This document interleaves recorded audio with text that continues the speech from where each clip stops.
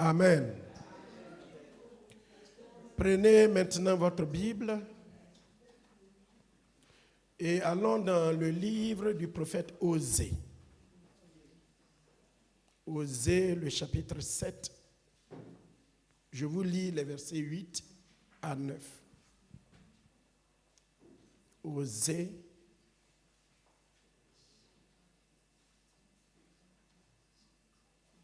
chapitre 7, les versets 8 et 9. Je vous laisse trouver. Ce n'est pas un livre courant, donc il y en a qui vont peiner un peu à retrouver. Osée, c'est l'un des prophètes.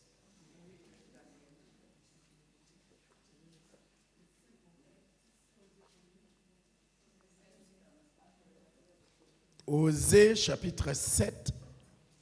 Je vous lirai les versets. Oui, vas-y, ma soeur. Osée, chapitre 7, les versets 8 et 9. Écoutons la parole de Dieu. Éphraïm se mêle avec les peuples. Éphraïm est un gâteau qui n'a pas été retourné. Des étrangers consument sa force et il ne s'en doute pas. La vieillesse s'empare de lui et il ne s'en doute pas. Amen. Amen. Amen. Je reprends. Merci beaucoup. Merci beaucoup, ma bien-aimée.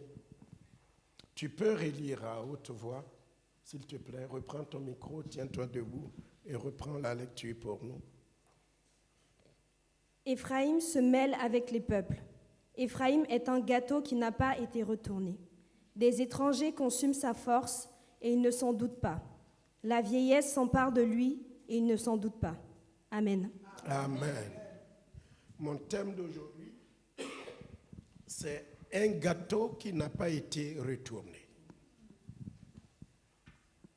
Éphraïm est un gâteau qui n'a pas été retourné. Est-ce que vous me suivez? Amen. Un gâteau qui n'a pas été retourné. Un gâteau qui n'est pas bien cuit. Ou un pain qui n'est pas bien cuit. Donc c'est cela que nous allons regarder. Et cela conclut ce que Dieu, tout au long du mois, de ce mois qui s'achève, Dieu nous a dit. En fait, ce que Dieu veut de nous, c'est que nous soyons des gâteaux entièrement cuits. Un peuple fondé et enraciné en lui. Un peuple qui a des racines profondes. Des hommes et des femmes qui connaissent leur Dieu. Que nous soyons, comme l'un de nos frères le disait dans son enseignement, une terre complètement retournée. Que Dieu a ensemencé, qui va pousser avec de la belle sémence que Dieu va élaguer, qui va produire au centuple à la gloire de Dieu. Dieu veut que tu sois différent d'Éphraïm. Que tu sois différent. Dieu veut te distinguer. Il y a des chrétiens et des chrétiens. Il y a des églises et des églises. Ce dimanche matin, en Afrique, en Europe ici, en Asie, dans le monde entier, les églises sont peuplées de familles, d'hommes, de femmes, d'enfants. Mais Dieu veut que, ma soeur, tu sois différente. Amen. Que mon frère aussi, tu sois différent. Amen. Que tu ne sois pas un chauffeur de banc. Que tu viennes à l'église pour chauffer les bancs ou les chaises. Que tu ailles à l'église simplement pour y aller, accompagner ta femme ou ton mari ou tes enfants ou quelqu'un, mais que tu ne connaisses pas Dieu et que ton adoration soit comme un gâteau qui n'est pas entièrement cuit. Nous avons eu ici, il y a quelques mois, un séminaire sur la nutrition. Et les intervenants nous ont montré l'importance de bien manger et de manger de la nourriture équilibrée pour conserver un tant soit peu la santé que Dieu nous a donnée et vivre pour la gloire de son Saint-Nom. Un repas mal cuit, vous connaissez ce que ça peut entraîner. Les dégâts que cela peut causer sur le corps, sur la santé. Et vous savez avec moi que la santé, c'est la mère de toutes les richesses. Est-ce que je me trompe? La santé est la mère de toutes les richesses. Tu peux avoir tous les dons, tous les talents, mais si ta santé se détériore, tout ce qui est en toi reste en toi. Tu seras paralysé, tu seras alité et tu ne pourras plus rien faire. Par conséquent, ce que nous mangeons est très important. Et la qualité de ce que nous mangeons est suffisamment importante. Et Dieu, dans les Saintes Écritures, utilise des images, des illustrations pour frapper notre pensée, pour frapper notre mémoire, pour frapper notre cœur et rendre les choses claires et nettes en nous. La parole de Dieu est riche en illustrations. La parole de Dieu est sérieuse dans les faits, dans les actes, mais dans les images. Et les choses que Dieu utilise pour nous parler sont suffisamment nombreuses. L'année dernière, par exemple, nous avons eu le fait que le Seigneur disait, paresseux, va auprès de la fourmi et instruis-toi. Il n'a ni maître, ni propriétaire. Cependant, cette bête toute petite prépare sa nourriture en été, met de la réserve de côté.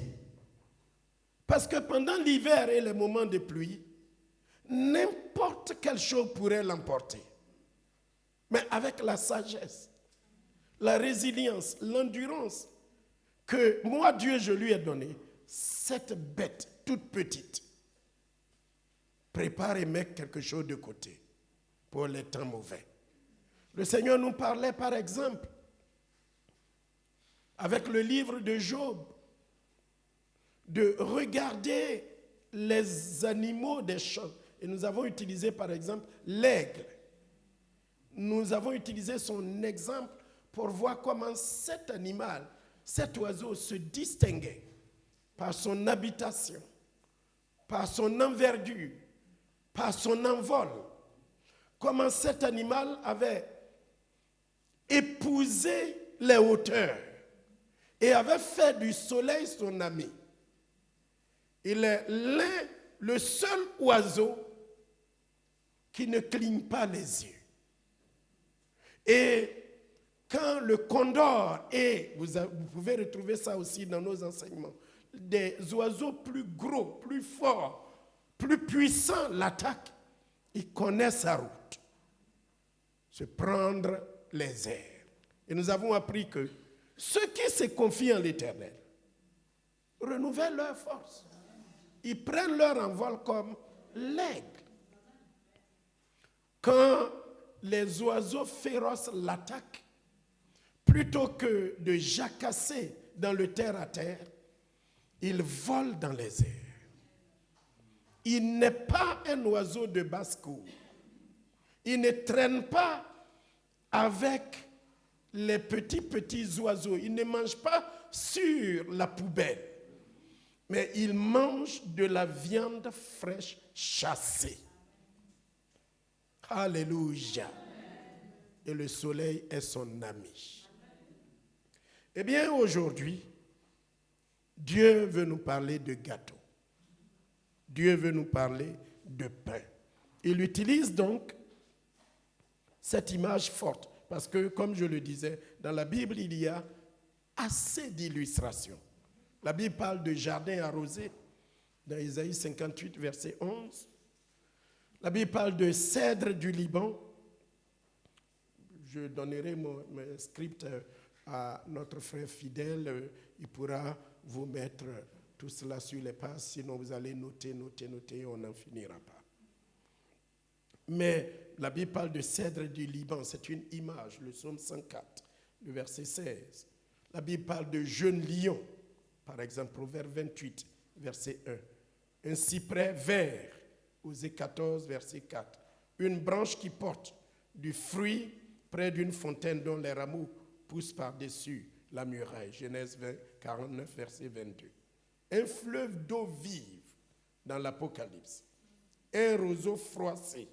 Un lin qui brûle à peine dans Ésaïe. La Bible parle de buissons ardents que vous connaissez, auxquels vous êtes habitués. Une citerne crévassée dans Jérémie, etc. La Bible parle de brebis égarées, par exemple, qui ont besoin de bergers. Toutes ces illustrations-là, pour nous montrer que Dieu veut parler à notre cœur, à notre conscience. Dieu veut que nous saisissons ce qu'il a pour nous. Et aujourd'hui, il parle de gâteaux. Est-ce qu'il y a des hommes et des femmes dans cette salle qui aiment bien les gâteaux? Les bons gâteaux, faits maison. N'ayez pas honte, hein, ce n'est pas une honte d'aimer les gâteaux. Je veux voir les mains de ceux et celles qui aiment les bons gâteaux. Il y en a qui sont mitigés. Amen. Il y en a qui aiment des gâteaux de toutes sortes, des pralinés, des gâteaux au chocolat, des gâteaux à la vanille, etc., etc. Mais nous parlons de gâteaux bien cuits. Amen. Il dit, Éphraïm se mêle avec les peuples. Éphraïm est un gâteau qui n'a pas été retourné. D'autres versions disent, Éphraïm est un gâteau ou est un pain qui n'est pas cuit de tous les côtés. Les gâteaux sont bien. C'est composé de beaucoup d'éléments. Vous voyez, les femmes, elles vont vous citer les éléments. Aujourd'hui, nous allons à la boulangerie pour découvrir ce que Dieu veut de nous. Et Dieu dit que Éphraïm, qui représente les 10 tribus, une partie des 10 tribus d'Israël, il est un gâteau, mais un gâteau qui n'est pas bien cuit. Un gâteau qui n'a pas été retourné. Et si le gâteau n'est pas cuit, entièrement cuit, ça veut dire que le gâteau est immangeable. Vous êtes d'accord avec moi? Si celui qui est à côté de vous cherche à dormir, remuez-le un peu pour que personne ne dort. Les gâteaux sont bons. Ça nourrit. Ça permet d'avoir un bon dessert à la fin de son repas. Ça permet de couper une petite faim vers 16h, 17h, de prendre un petit encas, quelque chose. Mais si vous mangez un gâteau qui n'est pas bien cuit, vous attrapez une maladie grave. Quel type de gâteau êtes-vous? Est-ce que vous êtes un gâteau entièrement cuit ou un gâteau qui n'est pas totalement cuit? En fait, qu'est-ce que Dieu veut dire par cela, gâteau à moitié cuit, gâteau qui n'est pas cuit? Il y a deux choses. Le temps est avancé, je voudrais seulement dire deux choses dans ce message que je vous apporte en cette fin de mois. Ce que Dieu voulait dire d'Éphraïm, opposé à Juda, Éphraïm qui représente les 10 autres tribus, c'est que parmi les 12 tribus d'Israël, Éphraïm, à la tête des 10, est un peuple, ou alors la totalité du peuple d'Israël est un peuple qui appartient à Dieu. Le but de Dieu, le but d'avoir appelé, d'avoir sauvé, d'avoir racheté ce peuple-là, c'est de faire d'Israël un peuple qui lui appartienne entièrement.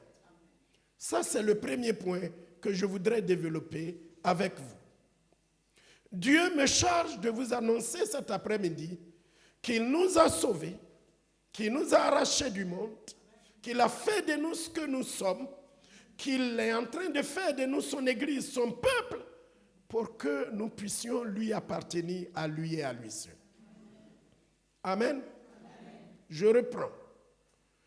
Quand Dieu dit à Ephraïm, Ephraïm, tu es mon peuple, ou Israël, tu es mon peuple, tu es mon fils bien-aimé, Dieu veut dire à Israël qu'Israël lui appartient entièrement, à lui et à lui seul. Et je traduis cela, l'image que Dieu veut que je te donne, que je t'offre, que tu comprennes, que tu saisisses, c'est que tu appartiens à Dieu. Amen. Est-ce que tu veux lever ta main aujourd'hui et confesser sincèrement, j'appartiens à Dieu et à Dieu seul? Est-ce que c'est vrai? Amen. Dis Amen et baisse ta main. Amen. Dieu me charge de t'informer. Dieu me charge de te dire que tu lui appartiens. Mais pas une appartenance à lui et à toi et à quelqu'un d'autre. Ce qui fait que Ephraïm est un gâteau à moitié cuit, un gâteau que Dieu ne peut pas croquer, que Dieu n'aime pas, parce que Dieu ne veut pas avoir des désagréments de ventre. Dieu ne veut pas croquer de ce gâteau, il ne veut pas manger de ce gâteau. Il le dit clairement dans le passage. Je reprends, Ephraïm se mêle avec les peuples. Ephraïm est un gâteau qui n'a pas été retourné. Dieu veut qu'Ephraïm lui appartienne, mais Ephraïm se mêle au peuple. Ephraïm se mélange au peuple. Et Dieu ne veut pas le mélange. C'est pour ça que je disais que Dieu veut une église à part. Un peuple qui soit à part.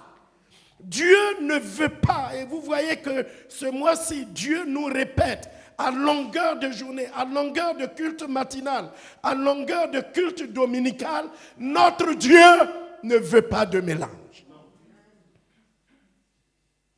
Les gens prennent leur écuménisme, les gens prennent leur mélange, les gens vont d'église en église, d'association en association, mais Dieu veut que tu lui appartiennes à lui et à lui seul.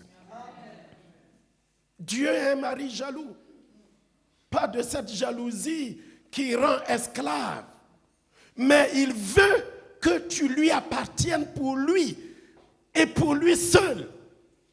Il ne veut pas de polygamie, il ne veut pas de trigamie, il ne veut pas de quadrigamie. Je ne sais même pas si ça existe. Mais Dieu te veut pour lui et pour lui seul. Alléluia. Et il n'est pas content d'Ephraïm. Ephraïm est à ses yeux un gâteau qui n'est pas entièrement cuit. Et il dit la raison pour laquelle Ephraïm n'est pas le gâteau qu'il désire. Parce qu'il dit, Ephraïm se mêle avec les peuples. Laisse-moi te demander, mon frère et ma soeur, est-ce que tu appartiens entièrement à Dieu? Est-ce que tu es à lui et à lui seul? Dieu veut un peuple qui n'a rien de commun avec toutes les autres nations.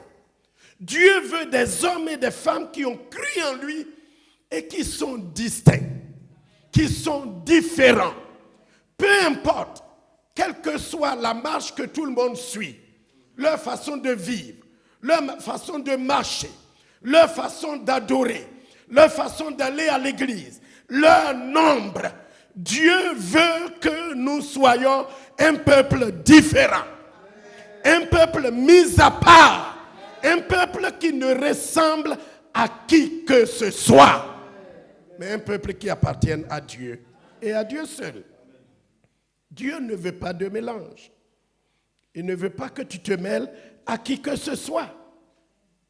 Y a-t-il une communion entre le monde et Dieu? Non. De la même manière qu'on ne peut pas mélanger la lumière et les ténèbres, Dieu ne veut pas une église qui est tantôt lumière, tantôt ténèbres. Dieu a fait de nous la lumière du monde. Et là où il y a la lumière, les ténèbres disparaissent. La lumière, je n'ai jamais vu la lumière et les ténèbres se mélanger. Mais aujourd'hui, il y a des gens qui veulent nous faire croire que la lumière et les ténèbres peuvent se mélanger. Et nous n'accepterons jamais cela. La parole de Dieu ne tolérera pas cela. Et c'est pour ça qu'il dit à Ephraïm, tu n'es pas le gâteau que je préfère. Je ne peux pas manger de ce gâteau. Ce n'est pas le gâteau qui me satisfait. Pose-toi la question, mon frère, ma soeur, en rentrant cet après-midi, est-ce que tu es un gâteau entièrement cuit? Est-ce que tu es totalement mis à part? Est-ce que tu appartiens à Dieu et à Dieu seul? Et la source, il y a notre sœur qui nous en parlait vendredi dans son exhortation. Et je voudrais insister encore là-dessus. La source de notre force, la source de notre énergie, la source du vrai christianisme se trouve dans le mot séparation. Amen. Notre source, c'est Dieu. Et notre Dieu est unique. Et il veut un peuple séparé. Il veut un peuple mis à part. En fait, même le mot église, du grec ecclésia, veut dire un peuple sorti, un peuple mis à part, un peuple retiré. La lumière n'a rien à voir avec les ténèbres. Nous ne pouvons pas que Dieu nous croque. Nous ne pouvons pas que Dieu nous savoure. Savoure notre adoration, savoure notre vie, savoure notre marche et vivre une vie de mélange. Dieu n'en veut pas. Cet après-midi, quel choix tu veux faire? Amen. Amen. Choisis d'appartenir à Dieu. Et Ephraïm ne plaisait pas à Dieu parce qu'il y a du mélange. Il se mêle des peuples. Dieu veut de la séparation. Et Abraham a appris cela, notre sœur nous l'a répété. Il y avait un appel spécifique sur la vie d'Abraham. Vivre avec sa famille, il n'y a rien de mal à cela. Mais l'appel que Dieu avait pour Abraham, c'est de se lever et de s'en aller tout seul. Et il a transporté Lot dans ses bagages, jusqu'à ce qu'il apprenne la leçon de se séparer. La séparation est dure. Et ce mois-ci, Dieu nous parlait de séparation, d'élagage. Cet après-midi, il y a quelqu'un dont tu dois te séparer. Il y a une séparation qui doit arriver dans ta vie. Il y a une habitude dont tu dois te séparer pour voir la gloire de Dieu. Il y a un acte, un péché dans ta vie dont tu dois t'en séparer. Tant que tu caresseras cela, tant que tu garderas cette amitié, tant que tu garderas ce numéro, ce sera difficile de voir la gloire de Dieu. Tant que tu garderas cette habitude, tu ne seras pas le gâteau que Dieu veut croquer. Ce n'est pas possible. Tant que tu garderas, jusqu'à ce que Dieu lui dise, Abraham, sépare-toi de Lot. C'était dur. Et il dit à Lot, parce que dans la vie de Lot, il y avait trop de mélange. Il aimait Dieu, mais il aimait les plaines arrosées de Sodome. Et les deux n'allaient pas ensemble. Il aimait Dieu, mais il aimait le monde. Or, la Bible dit que nous ne pouvons pas aimer Dieu et aimer le monde. Car l'amour de Dieu est contre l'amour du monde. Les deux ne se mélangent pas. Et l'autre était là dans les pattes d'Abraham. Et Dieu dit à Abraham, sépare-toi. Il dit à Lot, Lot, prends ce que tu veux. Tu vas à droite, je vais à gauche. C'est ça la séparation. Est-ce que tu es un gâteau cuit? Ou bien tu es dans les compromis? Si je suis radical, je vais perdre mes amis. Et alors? Et alors? Où est-ce que ces amis vont t'entraîner? Où est-ce que ces relations vont t'entraîner? Où est-ce que cette chose que tu caresses va t'amener? Dieu veut que tu sois cuit, mûr, capable de te tenir sur lui et sur lui seul, et qu'il soit ta force. Veux-tu que Dieu te croque et que tu utilises pour de grandes choses? Alors tu dois être cuit. Cuit de tous les côtés. Cuit de face, cuit de l'autre face, cuit à l'intérieur. Que tu sois un chrétien et une chrétienne équilibrés. Et nous avons vu. Lorsqu'il a dit à l'autre, va-t'en, prends ton chemin et je prendrai mon chemin. Alors Dieu lui dit, lève les yeux et regarde les étoiles du ciel. Si tu peux les compter, c'est ainsi que ta descendance sera. Je te bénirai, je serai ton Dieu et tu seras mon peuple. Et il bâtit un autel à la gloire de Dieu. Ne devenons pas comme Samson, qui voulait à la fois être fort, mais il voulait vivre dans le compromis. Et sa force, sa source, la puissance de Dieu l'avait quitté, mais il ne se rendait pas compte. Il se croyait toujours un homme de Dieu fort, mais il n'était pas cuit. Alléluia. Il y a des gens qui veulent être comme Jonathan et toujours rester amis avec David. Vous savez, j'ai enseigné ici sur la loyauté de Jonathan. Mais une chose que je reproche à Jonathan dans les Écritures, c'est de vouloir rester ami. Il savait que David à tout prix deviendrait le roi d'Israël, que Dieu l'avait choisi, que David appartenait à Dieu. Mais il continuait toujours de rester dans le palais de son papa. Vous me suivez? Ou bien je vous amène trop loin? Les deux étaient amis. Jonathan savait que, à coup sûr, David allait devenir ce que Dieu voulait qu'il devienne. Pourquoi ne pas casser tout et dire, David, comme tu as décidé de partir, je pars avec toi. Peu importe ce que mon papa a. Mais il est resté en relation avec David et il est resté dans la cour, attaché à son papa. Vous avez vu sa fin? Non? Est-ce que vous avez vu la fin de Jonathan? Comment il a fini? Parce qu'il n'était pas totalement cuit. Il y a des chrétiens qui veulent ça et qui veulent l'autre. Ils veulent le monde, ils veulent tout dans le Seigneur.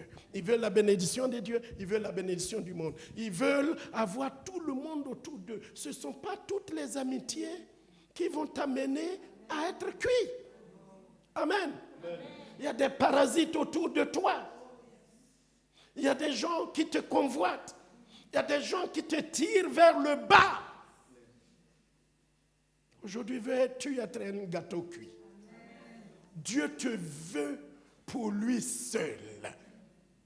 Est-ce que tu peux mettre ta main sur ton cœur et dire, Dieu, je suis à toi et à toi seul? Oui. Alléluia. Ça, c'est la première partie, qui a été longue, mais c'est ce qu'il fallait. Éphraïm se mêle avec les peuples. Éphraïm est un gâteau qui n'a pas été retourné. Cet après-midi, tu vas rentrer chez toi en sachant que Dieu ne veut pas les mélanges. Dieu ne veut pas que tu te mélanges aux païens. Dieu ne veut pas que c'est les païens qui t'influencent. Dieu ne veut pas des amitiés que tu ne veux pas casser. Et tu veux rester dans le compromis. Dieu ne veut plus de compromis. Que ton oui soit oui. Que ta marche avec lui soit claire et nette. Que ta décision soit claire et nette. Oui, Seigneur, je te servirai. Je te suivrai toute ma vie. Je suis à toi et à toi seul. Et pas de compromis. Amen. Un jour, quelqu'un m'a dit quelque chose qui m'a profondément choqué. Alors que j'étais en train de prier, de me battre avec elle dans la prière, de la former, de la soutenir, de la porter. Elle me dit non, c'est rien, il peut faire ce qu'il veut. Il disait ça de son mari. S'il veut prendre une deuxième femme, il prend. Moi, ça ne me gêne pas. Je lui ai dit, mais pourquoi je me fatigue tant? Pourquoi je suis en train de tant me fatiguer? La personne veut. Et moi, je suis là en train de prier, de jeûner, de me casser la tête. Elle veut. Si j'étais son mari, ce n'est pas une que j'allais prendre.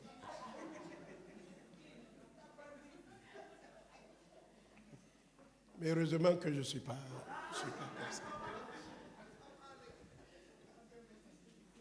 Alléluia. Que veux-tu que Dieu fasse pour toi? Dis à quelqu'un à côté de toi, ne te mêle pas au monde. Oui, ne te mélange pas au monde, parce que Dieu ne veut pas le mélange. Dieu ne veut pas le mélange. Il ne veut pas. Il veut que tu sois pour lui et pour lui seul. Parce que les ténèbres n'ont rien à voir avec la lumière. Les deux ne marchent pas ensemble. Tant que tu vivras dans ce compromis-là, Dieu ne peut pas t'écroquer. Dieu ne peut pas t'utiliser. Dieu ne peut pas se servir de toi. Dieu ne peut rien te révéler. Dieu ne peut pas ouvrir les cieux sur toi. Pourquoi? Parce qu'il est un Dieu saint et il te veut pour lui seul. Amen. Les hommes qui sont là, est-ce que je peux voir vos mains? Dieu vous bénisse, les hommes. Les femmes, Dieu vous bénisse aussi. Dieu vous a déjà béni. Mais je veux vous demander, vous les hommes, soyez sincères avec moi. Quel homme qui est ici, qui veut que, à peine tourner le dos, sa femme aille se donner à un autre homme?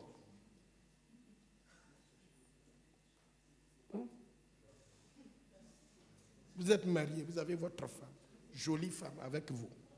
Et vous voulez que, vous dites, je m'en fous. Elle fait ce qu'elle veut, je fais ce que je veux. Vous voulez ça? Non. En tout cas, ce n'est pas moi. Je lui appartiens à elle et à elle seule. Et elle m'appartient à moi et à moi seul. Voici ce que Dieu veut de nous. Les chrétiens qui se mêlent du monde, les chrétiens qui ont la mondanité dans leur vie, les chrétiens qui ne sont pas séparés, les chrétiens qui ne connaissent pas la sainteté, parce que notre Dieu est saint. Saint veut dire quoi? Mis à part. Ça veut dire pur, oui. On le voit comme ça. Le mot saint, il veut dire pur. Mais en fait, le mot saint dans son étymologie veut dire mis à part, mis de côté pour un usage spécifique. Et c'est ce que Dieu veut de toi. Or, aujourd'hui, les églises sont trop mélangées. Les chrétiens sont trop mélangés. La louange est trop mélangée. Hier, ce n'est pas pour faire disgrâce. Notre salle avait été louée et j'étais là. J'entendais la musique. Je ne veux pas reprendre. Et quand je suis rentré à la maison, je disais à maman, regarde la musique qui se jouait à un mariage chrétien. Obi Antonin Correction. Obi Antonin Correction. Ah. Allez-y demander au Ghanéen qui a chanté ça. Que chacun fasse sa quête. Ah, ça là, c'est quelle chanson d'église? Dans un culte. Ça là, c'est une chanson d'église. Amen. Que Dieu ait pitié de nous. Que Dieu ait pitié de nous. Aujourd'hui, ne te mêle pas au monde. Laisse le monde s'en aller. Laisse le monde vivre son monde et aller et vivons la vie que Dieu nous a donné de vivre. Dieu veut que tu sois cuit de tous les côtés. Que tu sois un chrétien équilibré. Un chrétien que quand il loue, il loue. Quand il adore, il adore. Un chrétien, quand il donne, il donne. Un chrétien qui connaît la sainteté, la pureté, qui vit pur pour son Dieu. Ce n'est pas les chrétiens qui traînent partout eh bien, je vais m'associer avec lui pour l'amener au Seigneur. Ce n'est pas ton association avec lui qui va l'amener au Seigneur. C'est ta vie mise à part qui va l'impacter pour voir que celle-là, elle est différente. J'ai un trésor là que je ne peux pas rater. Je vais suivre. Vous croyez que si Naomi vivait n'importe quelle vie, Ruth allait lui dire, j'irai avec toi. Ton Dieu sera mon Dieu. Là où tu seras enterré, je serai enterré là. Là où tu mourras, je mourrai là. Parce qu'elle avait vu que Naomi a un Dieu et elle était distraite. Ça, c'est la première partie. Je conclus sur la deuxième partie. Donc, Ephraïm est un gâteau que Dieu ne pouvait pas manger parce qu'il se mêle au peuple. Oh, Église universelle, Église locale. Dieu veut une Église sainte. Soit on loue Dieu, on adore Dieu, avec des cantiques spirituels, des psaumes et des hymnes. N'allons pas chercher la cadence du monde pour vouloir venir plaire à Dieu. Dieu ne sera pas là. Ne mélangeons pas notre vie à la vie du monde. Le monde et Dieu ne s'associent pas. L'esprit de Dieu et l'esprit du monde ne marchent pas ensemble.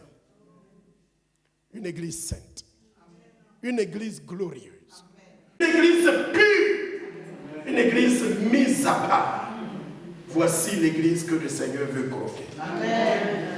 La deuxième chose que je dis, et je m'arrête, se trouve ici. Non seulement Ephraïm est un gâteau qui n'est pas entièrement cuit, mais il dit que des étrangers consument sa force et il ne s'en doute pas. La vieillesse s'empare de lui et il ne s'en doute pas. Est-ce que vous comprenez cette deuxième partie? Le fait qu'il se mélange, il y a sa force intérieure qui est bouffée.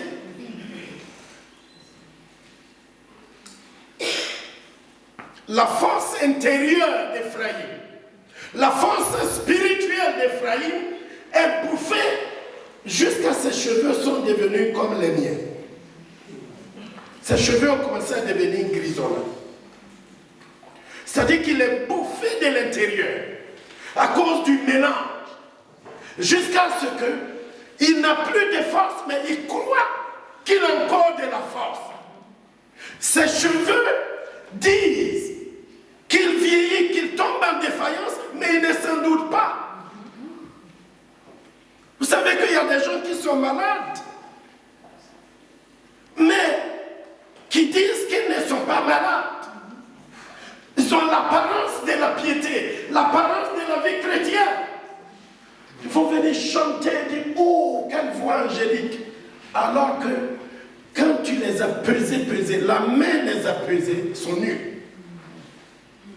Mais ils ont l'apparence. Mais quand Dieu qui pèse, il regarde l'intérieur, il n'y a rien. Ephraïm est un gâteau qui n'est pas cuit de tous les côtés parce qu'il se mélange. Il se mêle des peuples. Le monde est rentré en Ephraïm. Ephraïm est rentré dans le monde. Et quand le monde entre en vous, la seule chose que le diable commence par bouffer, c'est de bouffer l'intérieur. Il bouffe ta spiritualité. Il bouffe ta joie. Il bouffe ta vie de prière. Il bouffe ton onction. Et tout le reste n'est que façade. Tout le reste n'est que faux. Lorsque tu te pèses à la lumière de la parole de Dieu, est-ce que tu es cuit? Ou bien tu es léger? Ephraïm avait l'apparence d'un peuple qui est bien. Les cheveux grisonnants, sages. Mais les cheveux grisonnants ne traduisaient rien que de la pauvreté intérieure. Voilà les deux choses. Quand vous vous mélangez, vous n'êtes pas cuit. Et Dieu n'aime pas le mélange. J'ai compris depuis le jour de ma conversion que Dieu me veut pour lui et pour lui seul. Amen. Et quand le diable me provoque, il me tente, je lui dis toujours, j'ai tout donné à Jésus, je n'ai rien à lui offrir. Amen. je cherche à préparer toujours mon intérieur. Soyez remplis du Saint-Esprit et non de vin. Et l'autre répond, bois un peu, mais ne te saoule pas. Il y a même des pasteurs qui boivent. Alors toi, ça va te faire quoi? Leur intérieur n'est rien, c'est du vide. Le serment va être bien présenté, mais là-bas, le Seigneur nous a dit, c'est à leurs fruits que vous reconnaîtrez quel type d'arbre ils sont. Intérieurement, tu te sens comment? Spirituellement, tu te sens comment? Est-ce que tu as du poids? Est-ce que tu prends de la profondeur? Est-ce que tu prends de l'envergure? Parce que si tout l'intérieur est bouffé, tu vas voir que l'apparence ne servira plus à rien. Je veux qu'on se tienne debout et qu'on fasse ces deux prières. Oh mon Dieu, je veux être à toi et à toi seul. Je ne veux ni appartenir à moi-même, je ne veux ni appartenir au monde. Je ne veux pas faire comme tout le monde fait. Je ne veux pas de mélange. Mon Dieu, mon intérieur, l'apparence est très importante. Mais Dieu, mon intérieur, ma vie intérieure, ma vie cachée, parce que c'est ce qui est à l'intérieur qui conditionne l'extérieur. Il y a un de mes enfants qui a l'habitude de dire, si ton cœur, si ton intérieur est vraiment bien, qu'est-ce qui te pousserait à aller mettre un mini-jupe? Si ça n'y est pas dans ton cœur, si ce n'est pas à l'intérieur de là-bas, qu'est-ce qui va te pousser à aller mettre quelque chose qui ne glorifie pas le nom du Seigneur? Qu'est-ce qui te mettrait à aller t'associer à quelqu'un d'autre? Oh Dieu, change mon intérieur. Change mon intérieur. Change ma personne intérieure, ce qu'on ne voit pas. Parce que mon Dieu, je veux t'aimer. Je veux te suivre. Et je veux être un gâteau que tu peux croquer. Un gâteau que tu peux savourer. Ma soeur, Dieu a besoin de toi. Amen. Mon frère, Dieu a besoin de toi. Jeune homme, Dieu a besoin de ta jeunesse. Ma maman, Dieu a besoin de ton âge. Amen. Mon frère, Dieu a besoin de ton savoir. Amen. Dieu a besoin de tes ressources. Je voudrais que Dieu te donne un intérieur que tu n'as jamais eu. Amen. Un intérieur qui va changer ton extérieur et qui va t'impacter. Est-ce que quelqu'un veut lever la voix avec moi et dire Dieu, je suis tout à toi? Prions ensemble.